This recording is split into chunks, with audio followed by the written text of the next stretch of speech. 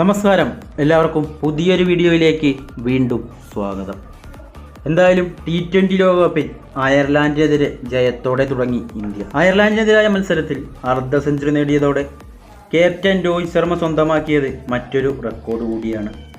അന്താരാഷ്ട്ര T20യിൽ തന്നെ 4000 റൺസ് പിന്നിടുന്ന മൂന്നാമത്തെ താരമായി രോഹിത് ശർമ്മ. രോഹിത്തിന് മുന്നേ ഈ നേട്ടത്തിലെത്തിയവർ ഇന്ത്യൻ താരം വിരാട് കോഹ്ലിയും പാകിസ്ഥാൻ്റെ ബാബർ അസമും മാത്രമാണ്.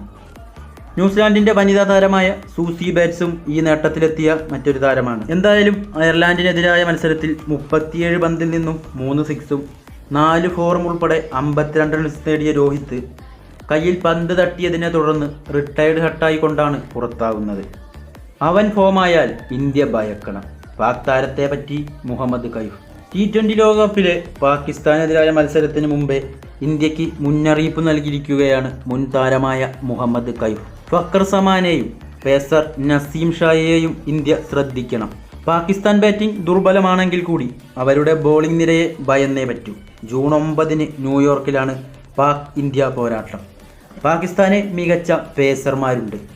സഹീൻ ഷാഫ്രീദിയും നസീം ഷായും മികച്ച പേസർമാരാണ്.